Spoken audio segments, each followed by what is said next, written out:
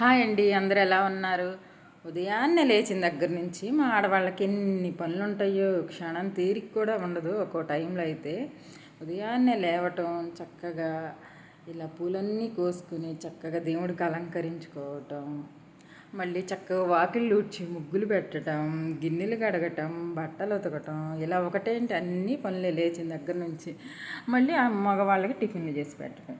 వాళ్ళకి నచ్చిన టిఫినే చేయాలి, అది ఏదైనా సరే వాళ్ళకి నచ్చిన టిఫిన్ చేసి పెట్టడం.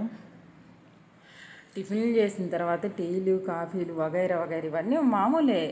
అవన్నీ ఇచ్చేసిన తర్వాత మళ్ళీ వంట అనేసరికి మళ్ళీ ఏం కావాలి మీకు, ఏం తింటారు అని అడిగి మళ్ళీ ఏమేం కావాలి అవన్నీ ప్రిపేర్ చేయటం.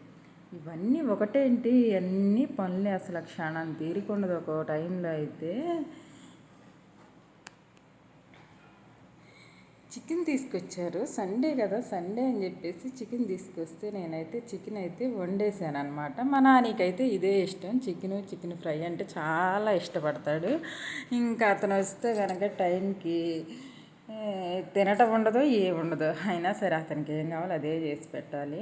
హాస్టల్లో అయితే అంత బాగా ఏం పెట్టరు కదండి ఫుడ్. అవి ఇంటికి వస్తేనే పిల్లలకి మంచిగా మనం ఏది కావాలంటే అదే చేసి పెట్టుకోగలుగుతాం. ఇంకేం చేయమంటానా అని అంటే, నాకు దమ్ బిర్యానీ కావాలని చెప్పాడు. నేనైతే అదే చేశాను, దమ్ బిర్యానీ చేసి చికెన్ కర్రీ చేశాను అనమాట. చికెన్ కర్రీ చేసి పెరుగు చట్నీ చేసాం అనమాట.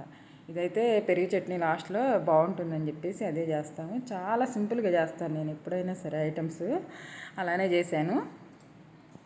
ఇంకా వంట అయితే పూర్తయిపోయింది. వంట పూర్తయిన తర్వాత ఇంకేముంది అనుకుంటున్నామా, వంట పూర్తయిన తర్వాత నా కోసం మా బుజ్జాయిలు ఉన్నాయి కదా, అవైతే ఎదురు చూస్తూ ఉంటాయి నా కోసం. నేను ఎప్పుడు వస్తానా, ఎప్పుడు వెళ్దామా, తోలుకెళ్తానా అని చెప్పేసి.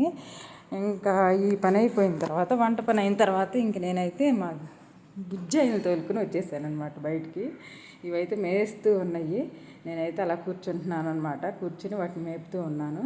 ఇదేనండి నా routine work, daily work and routine work. Video కనుక మీకు నచ్చినట్లయితే లైక్ చేయండి, సబ్స్క్రైబ్ చేసుకోండి. Okay, bye.